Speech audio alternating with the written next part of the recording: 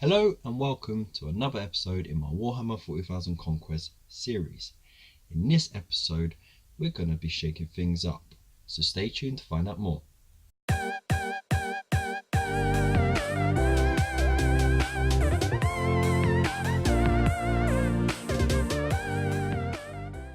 So hello and welcome. Now first of all I want to start by apologising at how long the last episode was covering this issue. It had a lot more information in it than the previous ones, and I was trying something different with the format.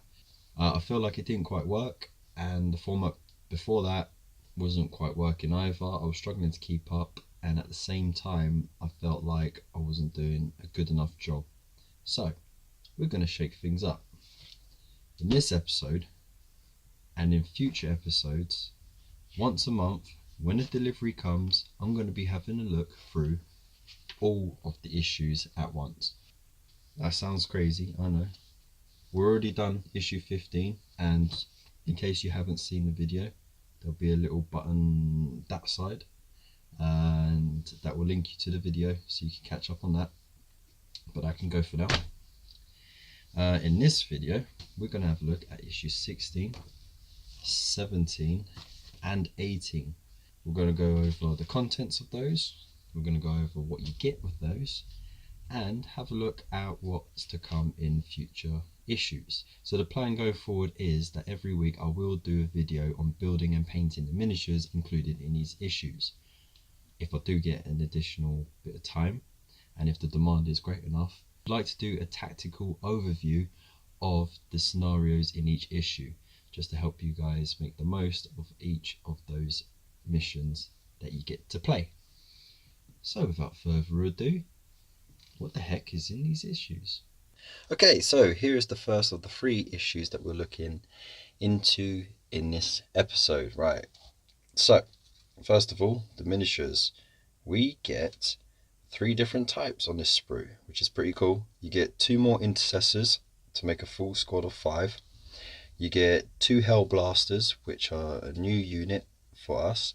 They're similar to intercessors, but they all carry these massive plasma weapons. And then we also have a new type of unit. It's a flying type unit called an Inceptor, and these are pretty damn handy.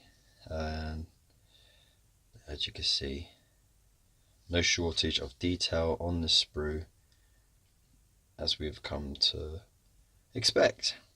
You also get this sprue with 3 different types of stands. This will be for the Inceptor, but you need to keep hold of the spare 2, as you'll need that for the future issues when you get another 2 of those Inceptors.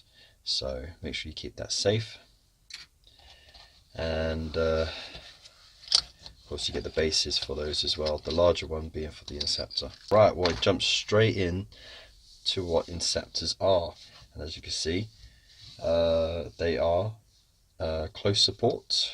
They have the specialisms of drop insertion, jump pack assault, and line breakers. So their main role is just to really get behind enemy lines and really cause a lot of problems for your enemies. And the weaponry, you have a choice between assault bolters, which is what's equipped on this sprue, and plasma exterminators, which are like an assault version of a plasma gun. So very, very effective troops indeed. And we have a little bit more about them as well, and their role. And of course this is the unit that you will have once you've got all 3. I'm a big fan of these, so if I do seem a bit fanboy about them, well, you know, they're badass. I challenge you to question me on that. We've got a bit on the war gear. So of course you've got the assault bolters, which is what we have in this sprue. You've got the servo equipped boot plates that helps them to jump and land at high speeds. Well, not jump at high speeds, but it helps them get off the floor easier. But landing at high speeds, because they literally drop like comets. And then of course you've got a heavy jump pack to boost them, because they are wearing quite thick armor, and a helmet and blast visor to protect them on re-entry. And then there's a bit more in depth bits on here about those as well, and the different looks on the helmets. These variations here though, you would only really get in the multi-part plastic kits. You won't get in this kit, simply because this kit's from the beginner set, and so the sprues, they don't have all the additional customizable options. Right, you have the how to build, so you already know how to build intercessors, so that shouldn't be a problem for you. I've got a couple of tips on how to build the Inceptor though, and options for you as well. And of course, building the Hellblasters is very similar to Inceptors, so you shouldn't have a problem with that either. Again, this will be covered in another episode, where I'll be also doing the painting as well, which is also here in greater depth.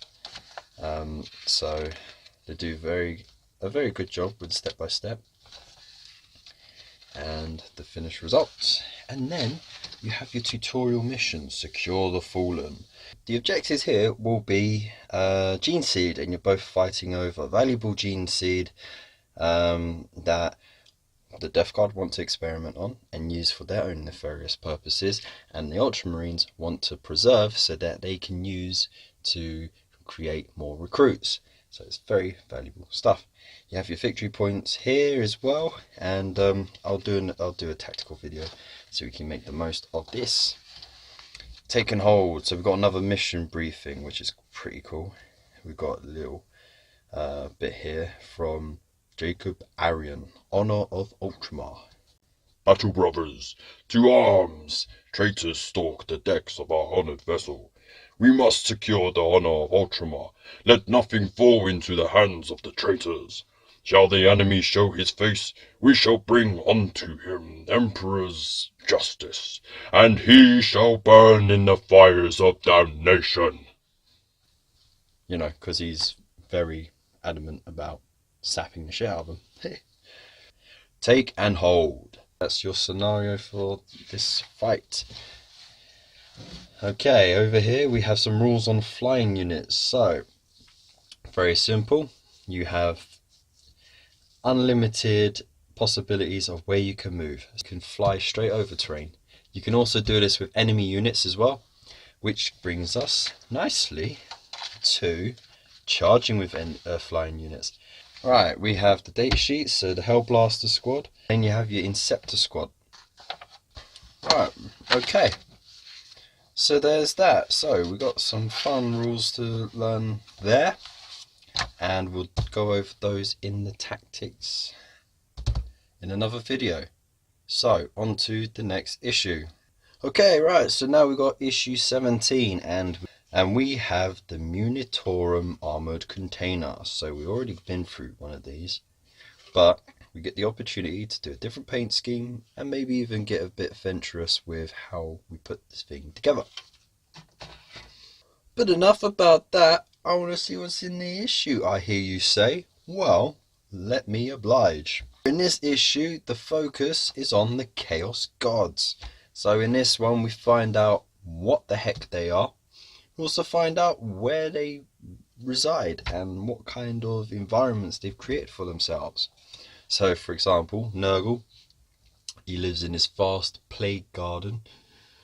Khorne, he just sits his big angry butt on a throne of skulls that's made from both his enemies and his allies. They're always vying for control of the warp, and they're always at war with each other, and they're always backstabbing each other and making alliances with each other.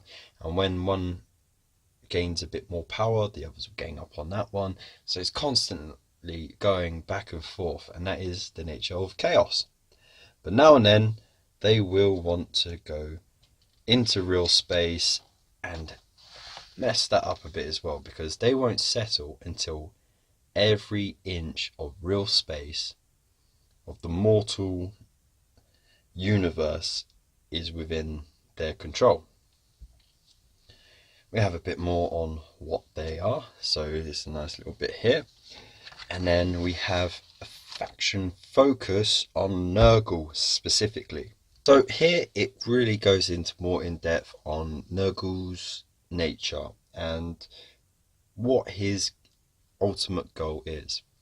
and it's to see the desiccation and the decay of all things, but also just to see new life brought from that decay. So, you know, like when you see a rotting apple, you get maggots in them. That death and decay is followed by rebirth. And then of course this finishes off that faction focus, and we have a bit on the great unclean ones. So basically they are the greater demon champions of Nurgle. And then we have something different for our war zones.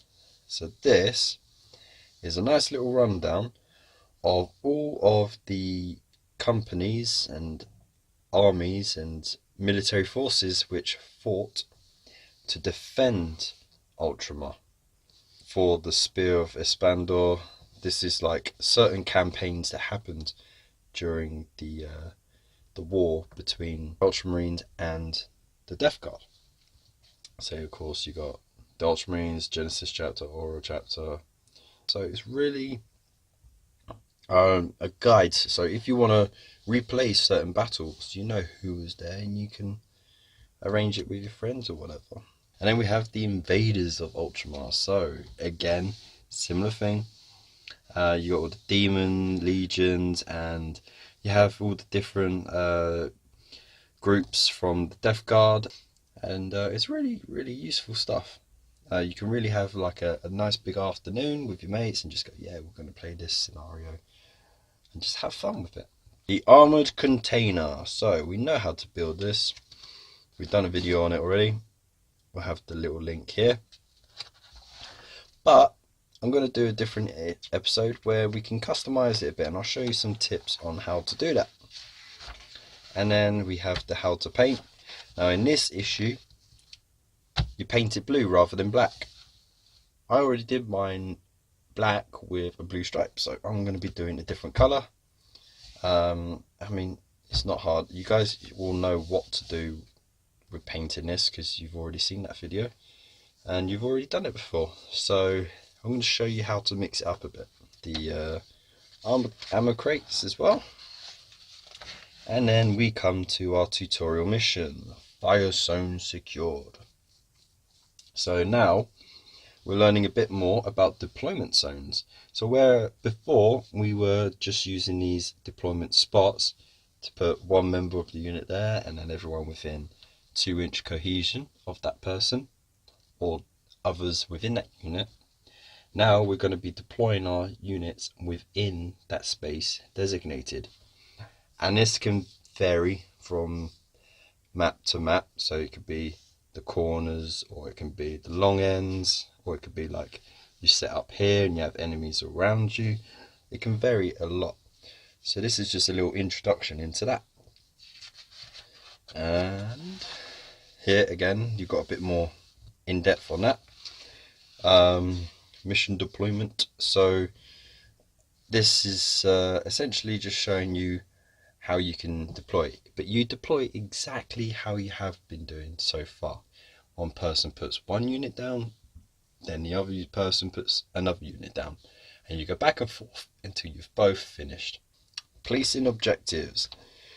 So we also got a little bit on how to place objectives. Here they explain about putting the objective down and then making sure that you have a certain distance from the deployment areas. Right, so that's that issue done. We start getting a little look at what's to come in the very short future, or you know, since this video is so damn late, what we've already received. And if you're unfortunate enough not to receive it so far, well, there you go, you've got it, you know what you're getting. And here finally we have issue 18, and in this issue we get 2 more base paints. We have Rakar Flesh and Mephiston Red. Some people might sigh, oh, more paint, but it makes all the difference on your miniatures, and it sets a nice base tone for future paints. Plus at this point you've got quite a lot to touch up on, so let's get to it. Now this issue is focusing on their own homebrew chapter, the Silver Templars. Now on first glance they are essentially just another codex adhering chapter, so nothing too dissimilar to what Ultramarines are, just with a nice fancy paint job, essentially. But they've gone into detail about their past, so you might as well have fun with it and read into it. So here we have a bit more information. So the homeworld is Novarus. It was gifted to them after they were created in the Ultima founding, and they helped free some of the embattled and corrupted planets after the Great Rift opened. So Rebuta Gilliman goes, hey, thanks for helping, have this as your home planet. So simple enough, that's where they get their recruits from now. Chapter Master is Achilleos Xaneris. That's a very interesting name. I think they just pull it out of a hat. Specialisms, dueling and weapon mastery. So apparently they do like to fight in close combat more than usual. Codex adherence, that's 100%. So that basically means they follow that strict structure and they don't have any weird stuff like more certain units or strange strategies. The motto is focus and fury. So they kind of sound more like an Imperial Fist successor chapter than anything else. But don't say that. Here we have a bit more on their past and where they're from. Got a bit of information on the chapter symbol as well. So it is a sword with lightning bolt flanks on a yellow background or gold background, however you want to paint that. Silver Templars chapter organization. So here you'll find it's exactly how the Ultramarines sort themselves out. You have your usual battlefield roles and symbols, exact same color coding for the companies, and numerals for the squad numbers. So it literally is just a different paint job on the face value of it. Limited edition book that they're going to bring out, I believe it's at the later issues of the 30s, sort of around the 39 mark. Kind of like the art book but with a bit more information, but I reckon it is going to be a lot like an Ultramarines book but with Silver Templars in it. That being said, it might have a bit more in there story wise and narrative wise to make it more worthwhile. I digress. So at least you got a bit of inspiration here, so if you do decide to do the paint scheme, you can do some of it, but you can't do too much because you don't have the yellow in order to do the details. You only got the silver and the black and the gold, so do what you can with that and leave the shoulders and the chest and the eyes free for when you get the yellow. Bolt weapons. Now, Space Marine chapters wield a wide range of weapons to combat any type of foe in any battlefield situation. Bolters are the most common type of weapon wielded by Space Marines. For more than 10,000 years, these weapons have slain the enemies of humanity. Very, very exciting. So we go through a little bit about their use and the variations that we have. So this, your bolt rifle, you should be quite familiar with it right now, and it was newly made specifically for the Primaris Space Marines. You have your good old-fashioned bolt gun for your regular Space Marines. You have a heavy bolter to supply heavy fire. You have a combi bolter. It could be a plasma gun, or it could be a melter, or whatever. It's usually a variation of options, and they can be very effective in certain scenarios. Then of course you have your storm bolters, which are more known to be used by the Terminator suited Space Marines. But you do have captains and other special characters who wield them too. You even have them on your armoured containers. You have your bolt pistols, which are very common and allow you to fire in close combat. And then you have your assault bolter, which is what your Inceptors have. So these allow you to get rapid fire Hellblasters. So, it's only 2 issues from when you receive them, but you get some information on them as well. So we have a bit of a walkthrough about what they are and why they are there, and they are some really tough dudes, I can tell you that for sure. And then you've got a bit more about the fire support squads as well. And yeah, no, it's really good because it helps you understand their role within the army. So, you know, for heavily armored enemy units, or for those who are in heavy cover, and also for big monsters as well. They wreck face. And let's face it, it takes a certain kind of person to walk around with a gun that could blow your face off. Right, this issue's battle is the relief of Lycaeus, and the little bit here says, at the height of the plague wars, the moon of Lycaeus came under assault from the rogue Death Guard warband. The Ultramarines defending the moon soon found themselves overwhelmed. I won't spoil it for you. Alright, fine details. So, remember you got that grey paint? Well, you finally get to find out what to do with it with your troops. So, it's very extensive. You start with the one colour and you work your way through. So I would say you want to start yourself with a little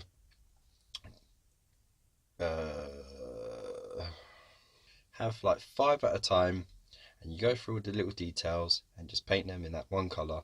By the time you're finished with the last one, you can go back and do a different coat with a different colour, or go over the same colour because it should dry by then. But we will go over all of that in another episode, as it is quite a fair bit to cover. For this issue's tutorial mission, we have Seas. So both the Rotbringer and the Honor of Ultramar are listing heavily, their battered hulls leaking oxygen into the void. Aboard the Honor of Ultramar, the Space Marines scour their ship, attempting to clear the enemy from every corner of their vessel once and for all. So it is a real bust up fight.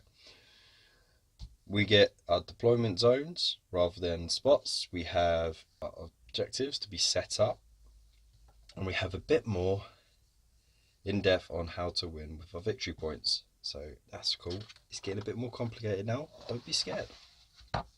And then we have another way to fight. So you get to measure out the corners and deploy within those, and then you have slightly different conditions on how to win. Our data sheet for the Mephitic Blight Hauler. So we have a bit more information on what it can do. And then we have a little sneaky peek at issue 21 and where the battle's going from there. And you get the large map, which I did measure out, and you can find it in the video there. And yeah, we have a little bit down here on the approach to Corvan 2. But again, I don't want to spoil too much for you guys. So, the next 2 issues, we will have Lord Felthius and the Tainted Cohort. So they're kind of like corrupted Terminators, very tough, got awesome weapons, really nasty fighters. And then we get our 3rd and final armor container. So thank you again for joining me. I hope you found the video informative, and these videos should only come up once a month, though the exception to the rule will be that in about 2 weeks time I'll do issues 19 to 22, because I've already got that, and I'm expecting either this weekend or the next weekend for the next delivery as well, so I'm quite far behind. I will do separate videos for building the stuff, painting it, and doing a tactical overview of the missions, so that way you guys can get straight to what you want to do. And yeah, it saves, you know, editing long ass videos, because apparently you could edit 3 small videos quicker than you can edit 1 big video. strangely enough. So without further ado, please make sure that you do subscribe. Click the little bell icon next to the button that says subscribe so that you get all the notifications, and you know, share the content with your friends. Put a comment below and follow me on my social media links as well. I really would like to see what you guys are up to, so tag me as well if you're on Twitter or Instagram. I'll have all the links in the comments below, but if you just like to write it down with old-fashioned pen and paper, it's right there.